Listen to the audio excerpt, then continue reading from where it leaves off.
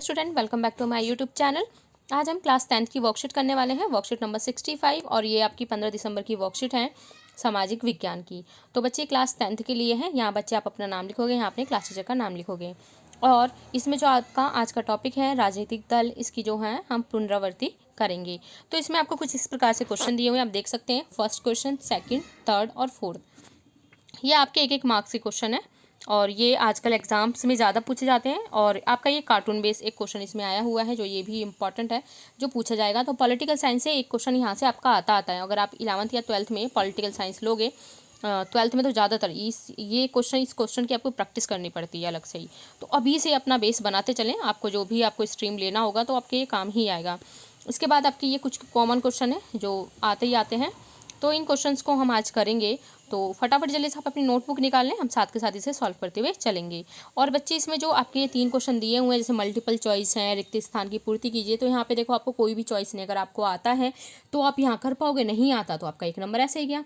ऐसे यहाँ पे अगर आपको यह आता है, नहीं आता तो आपका 1 नंबर बिल्कुल ही कट। ऐसे ही आपका फोर्थ क्वेश्चन है और थर्ड क्वेश्चन है। तो अगर बच्चे ये कुछ इस तरीके क्वेश्चन होते हैं, अगर आपको पढ़ा है आपने तो कर पाओगे, नहीं तो नहीं कर पाओगे। तो आपके 4 नंबर पूरे के पूरे यहाँ से लेफ्ट हो जाते हैं। तो इस टाइम जो पेपर का पैटर्न चेंज हुआ है, तो आपको बहुत ज़रूरत है अब मेहनत करने की, चीज़ों को पढ़ने की, डेली रिवाइज करने की। क्योंकि जो आपके ये क्वेश्चन आएंगे 18 क्वेश्चन आपके 16 से या 18 क्वेश्चन जो आते हैं वो मल्टीपल चॉइस या फिल इन द ब्लैंक्स पूछ लेंगे, या एक 1 वर्ड में आ जाता है, या कोई डेफिनेशन पूछ ली। तो इतने आपके ये जो क्वेश्चन आते हैं वो क्या होते हैं, नॉलेज बेस्ड क्वेश्चन है। यहाँ आपको प्रॉब्लम आ सकती है, अगर आप अच्छे से मेहनत करेंगे तो ही आपके यहाँ मार्क्स मिलते हैं। क्योंकि अगर आपको आता है तो लिख पाओगे, नहीं तो आप नहीं लिख पाओगे।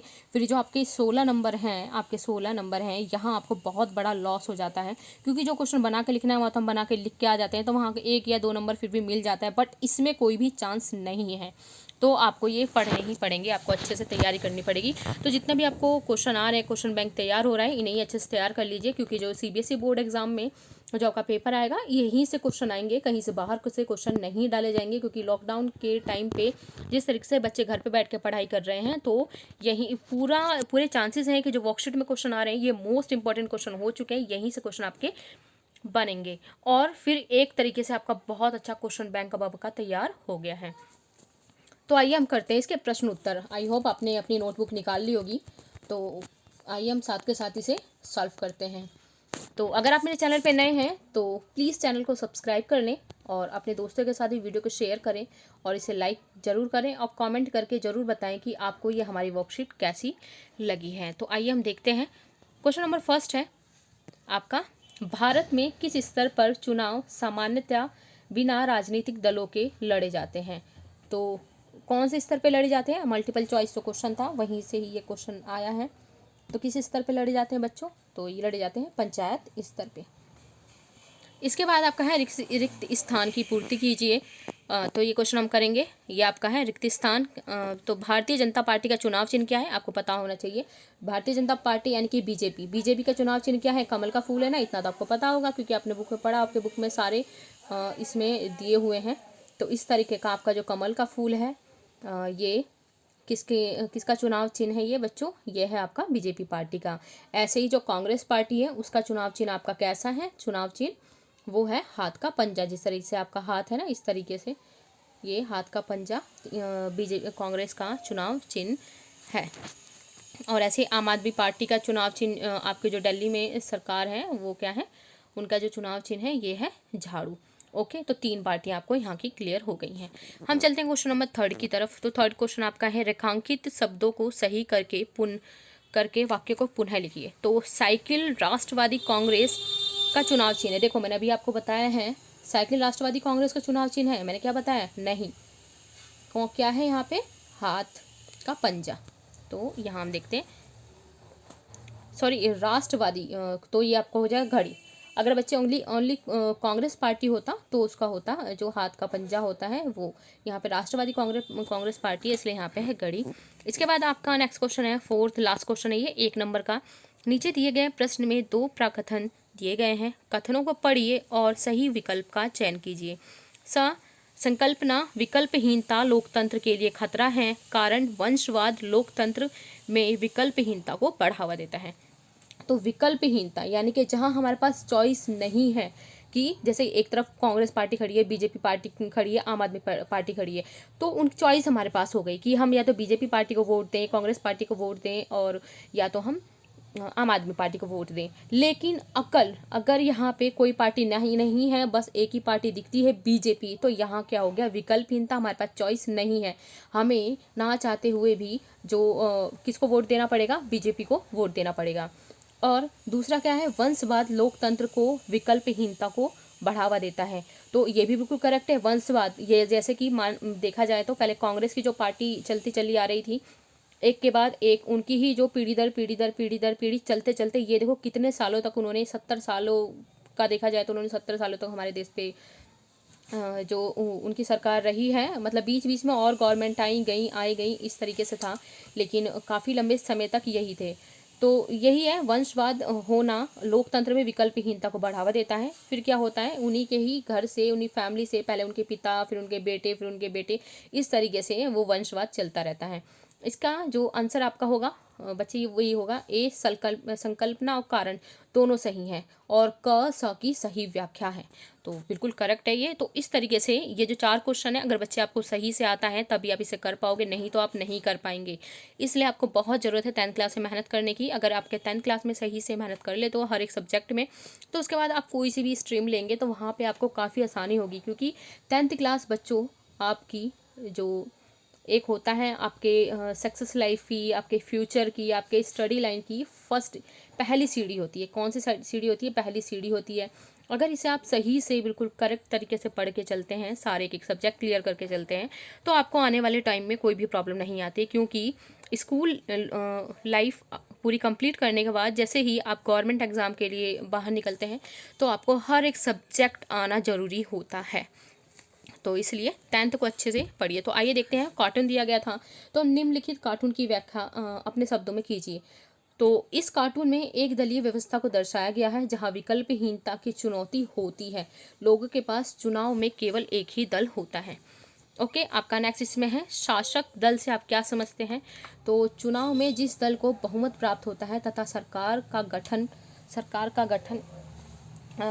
होता है, उसे शासक दल कहते हैं। यानी कि जिस दल को बहुमत प्राप्त है, यानी कि सबसे ज़्यादा वोट मिले हैं, यानी कि कितने ज़्यादा, सबसे ज़्यादा वोट मिले हैं, उसी सरकार का गठन होता है, उसी को शासक दल कहा जाता है। जैसे दिल्ली में आम आदमी पार्टी वर्तमान में शासक दल है। तो आम आदमी पार्टी देखो, काफ़ी यहाँ पे बीजेपी पार्टी भी खड़ी हुई थी, यहाँ पे आम आदमी पार्टी भी खड़ी हुई थी। इसके बाद जो आपकी काफ़ी कांग्रेस पार्टी भी खड़ी हुई थी, लेकिन कौन जीती, आम आदमी पार्टी जीती। यानी कि आम आदमी पार्टी आप के नाम से जाना जाता है। तो सबसे ज़्यादा वोट किसे मिले, आप यानी कि आम आदमी पार्टी को मिले, तो शासक दल कौन हुआ, आम आदमी पार्टी हुई है। बच्चों आपको और भी जो इससे रिलेटेड बाकी वर्कशीट है, आई थिंक आपकी आज की इंग्लिश की वर्कशीट आई है, वो भी चैनल पे अपलोड है, तो इंग्लिश की वर्कशीट भी आप ज़रूर जाके देखेंगे। और इसके साथ जो भी आपकी और वर्कशीट है आज के दिन की, वो भी अपलोडेड है, उसे जाके आप ज़रूर देखें। काफ़ी इजी तरीके से साथ के साथ बिल्कुल लाइव सोल्यूशन आपको कराया गया है, ताकि बच्चे सुनते भी रहें और लिखते भी रहें। ऐसे नहीं है कि हम एकदम फटाफट बिल्कुल आगे चले जाते हैं। तो आपको बिल्कुल लाइव सोल्यूशन साथ के साथ बच्चों के साथ हम भी नोट डाउन करते हैं, जैसे जिस तरीके से आपको स्कूल में पढ़ाया जाता है, टीचर ब्लैक बोर्ड पे लिखते रहते हैं, बच्चे साथ के साथ उतारते रहते हैं, और टीचर बीच में समझाती रहती है। तो बिल्कुल वही सिचुएशन हम यहाँ घर से क्रिएट करते हैं, ताकि बच्चों को वही माहौल मिले, वही चीज़ मिले, और वो घर से बैठ के अच्छे से पढ़ाई कर सकें। इसके बाद आपका 7 क्वेश्चन है, कौन सी दलीय व्यवस्था को लोकतंत्र के लिए अच्छा नहीं माना जाता है। तो एक दलीय व्यवस्था को लोकतंत्र के लिए अच्छा नहीं माना जाता है। जहाँ एक दल व्यवस्था होती है बच्चों, वो लोकतंत्र के लिए अच्छा नहीं है। यानी कि एक ही दल है, हम लोगों के पास विकल्प नहीं होगा, हम दूसरी सरकार को, किसी और को वोट नहीं दे पाएंगे। और जब सरकार को, उस दल को पता है कि हम ही यहाँ पे हैं, हमारे साथ हमें टक्कर देने वाला कोई नहीं है, फिर वो दल अपनी मनमानी करने लगते हैं, जिसमें जो कार्य जनता के हित में ना होके वो लोग ज़्यादातर अपने हित में करने लगते हैं। फिर वहाँ के रहने वाली जो जनता है उनके लिए काफ़ी परेशानी होती है। तो यही लोकतंत्र के लिए अच्छा नहीं माना जाता है। इसके बाद क्वेश्चन नंबर आपका 8 है, दल बदल से आप क्या समझते हैं। किसी पार्टी से चुनाव जीतने के बाद पैसे या मंत्री पद की लालसा में पार्टी बदल लेना दल बदल कहलाता है। क्या होता है बच्चे, जैसे ही किसी पार्टी से चुनाव जीतने के बाद, जैसे किसी पार्टी से कोई चुनाव जीत गया, तो पैसे या उसे मंत्री का पद मिल रहा है, तो पैसे या मंत्री के पद की लालसा की वजह से वो क्या करते हैं, पार्टी बदल लेते हैं। जैसे बीजेपी पार्टी से है कोई, इसको लालच दिया गया कि तुम आम आदमी पार्टी में आ जाओ, ओके, यानी कि आप, तो यहाँ से क्या होगा, जीतने के बाद ये इसमें आ जाएंगे कि हाँ चलो ठीक है, हम तुम्हारे इसमें आ गए हैं, तुम्हारी पार्टी में। या तो ये बोला गया बीजेपी का कोई कैंडिडेट ही से बोला गया तुम यहाँ आ जाओ, हम तुम्हें मंत्री बना देंगे, ये फटाफट सीधे यहाँ पहुँच जाएंगे। तो इस तरीके से क्या करते हैं, दल बदल लेते हैं, यानी कि पार्टी बदल लेते हैं। सिंपल, बीजेपी से आप में चले गए, आप में से कांग्रेस में चले गए, कांग्रेस से आप में आ गए। केंद्रीय सरकार में किस गठबंधन की सरकार होती है, किस गठबंधन की सरकार है, तो केंद्र सरकार में जो है आपकी राजग यानी कि एनडीए, राष्ट्रीय जनतांत्रिक गठबंधन।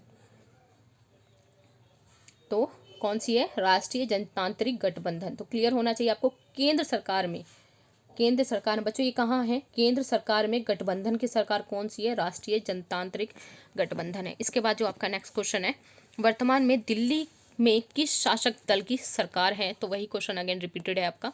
तो वर्तमान में बच्चों आपका यहाँ पे जो है, वर्तमान में दिल्ली में आम आदमी पार्टी की सरकार है। तो आई होप आपको वीडियो काफ़ी अच्छी लगी होगी। लास्ट क्वेश्चन था आज की वर्कशीट का। अगर जो वर्कशीट अच्छी लगी है तो अच्छे से ज़रूर से कमेंट करके बताना आपको हमारी कराई हुई वर्कशीट कैसी लगती है, और लाइक करके बताना और शेयर करके ज़रूर जाना। ऐसे ही आपके लिए हम आगे भी वर्कशीट लेके आते रहेंगे, तो हमारे चैनल पर ज़रूर बने रहें, सब्सक्राइब भी करें, अपने दोस्तों के साथ शेयर भी करें, और लाइक और कमेंट करके हमें भी मोटिवेट करते रहें। और आपकी आज की जो आगे आने वाली जो भी वर्कशीट है वो चैनल पर अपलोडेड है, और ऐसे ही आपको पहले से पहले मिल जाएगी। थोड़ा ये होता है कि 1-2 दिन आपकी वीडियो थोड़ी डिले हो जाती है कुछ रीजंस की वजह से, बट आपको मंडे ट्यूसडे तक वीडियो मिल जाती है। मोस्टली कुछ वीडियोस होती हैं जो वेट को आपको मिलती हैं, बट ज़्यादातर अब मंडे ट्यूसडे को आपको वीडियोस मिल जाएंगी। तो ऐसे ही बने रहें, लोगों को भी हमारे चैनल के बारे में बताएं। तो मिलते हैं नेक्स्ट वीडियो में नेक्स्ट वर्कशीट के साथ। तब तक के लिए goodbye, take care, and thank you for watching my videos.